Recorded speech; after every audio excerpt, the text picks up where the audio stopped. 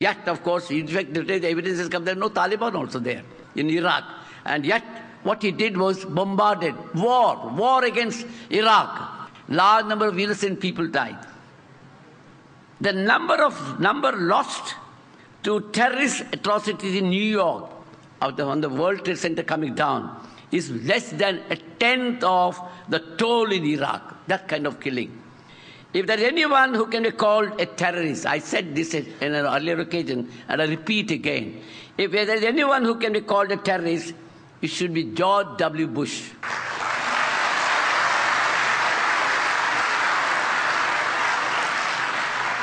He has declared a war. And it is not a war according to law. It is an unjust war. And not according to the international law. And everyone has a right to protest against that war.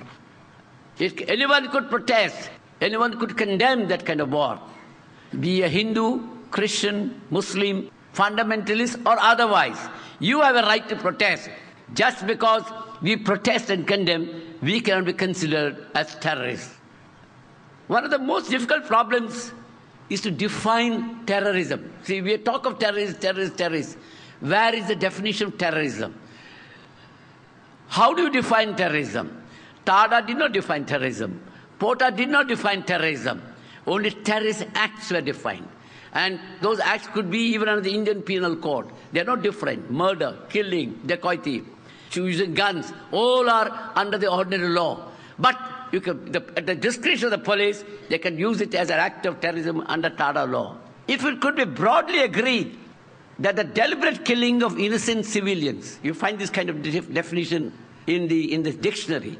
If it could be agreed that the deliberate killing of innocent civilians is a central element in most definitions of terrorism, then in that event, the worst terrorists of the last century should be the USA for bombings of Hiroshima and Nagasaki,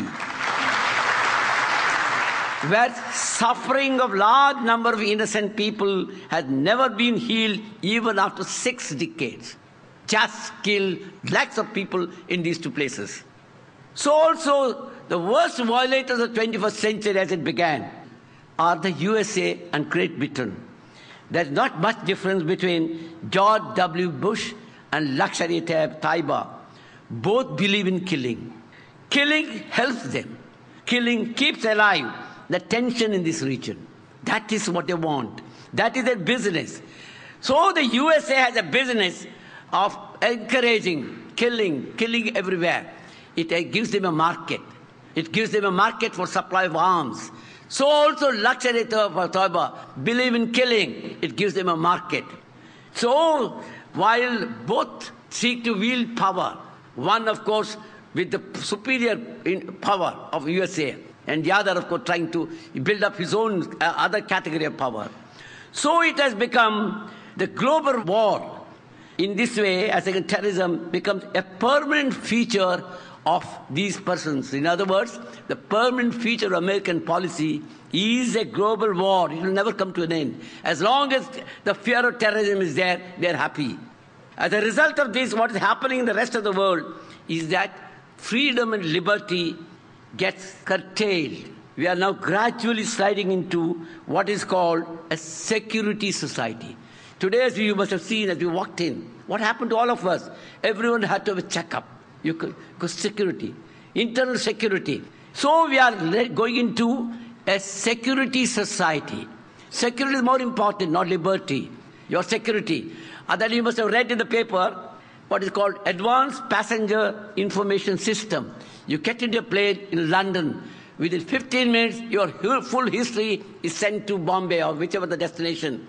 When you land there, the police are there. Police know your full history. You have gone to Dubai half a dozen times. Okay, that is enough. They could do anything they like. For example, what happened in Amsterdam, you all know.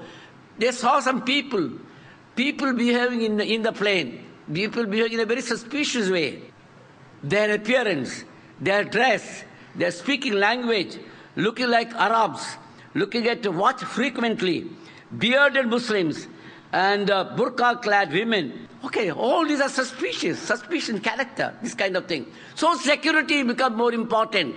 And this is a kind of policing that goes on. And as a result of that, we have all sorts of things that go on in this country, everywhere, because under security society, the police can do anything they like.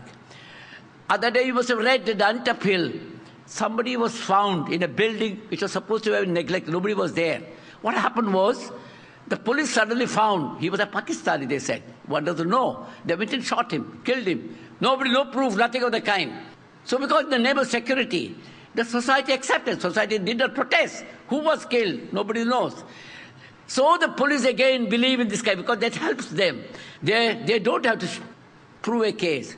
They can detain anyone, keep him inside the police station, days together, without a charge, without anything, in the name of investigation. In fact, the day I went to the Minority Commission. What happened was, people are just being rounded up and taken to the police station.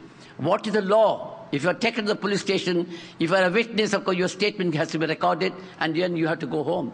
If you are not a witness, you are a suspect, then your name should be there somewhere. Your name should be in the FIR, or they should have advanced information. But they just can't take you to the police station and say, you are a suspect, you don't know anything about me, but you are a suspect.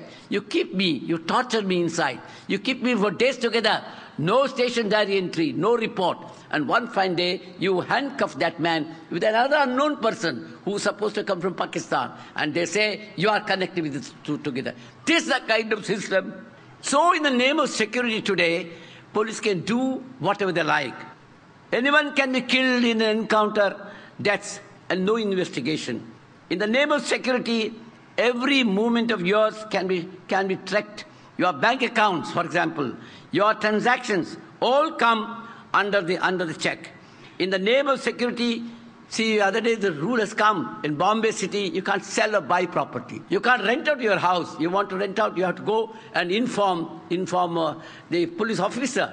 So the police have to be informed. So liberty is becoming a casualty. You are literally going to be enslaved. Soon if this kind is encouraged, ultimately, you slowly, your rights are being taken away. Your liberty is being taken away. You are enslaved. This is a kind of thing. And I tell you, this is not something new. When TADA was introduced, also it was introduced for the sake of security. Even the Supreme Court, though it is a draconian law, unjust law, after Maneka Gandhi's case, nobody could have upheld that kind of law. Yet the Supreme Court upheld that law. Again, in the name of internal security. In the name of security, that's the main consideration. They upheld quota law, again in the name of security. They upheld Armed Forces Special Powers Act, which has done havoc in northeastern state, Manipur and so those places. Yet we upheld the law in the name of security. All our principles of the liberal society, justice, social, economic, everything, all those they have forgotten. This is a kind of approach. So therefore it is necessary, we must understand, this violence must come to an end. So what is the solution? Solution is not arms. Solution is not violence. Violence against me from the people or from the state. No. What is required is that why should there be so much violence in the society? Our approach should be why there is this kind of terrorism. What is the reason for that? That is the thing the government must understand. Not arms, not this kind of harsh law. I tell you, there is so much of injustice in the society. Go to any part of India, anywhere. So much of injustice. The rich and the powerful can get away with impunity. Nothing happens to them. America can invade any country, nothing happens to them internationally. Within India, the rich and powerful are not bothered. They don't go in for voting, but they get whatever they want. But the poor, what happens to the poor? The marginalized. Huge projects, for example. We have built huge projects. I got details of statistics if you want, I can give them. What happens to them? Narmada Dam is the simplest example. Came up. What happened to the people who were affected? Large number of tribals, what happened to them? They had lost their land, lost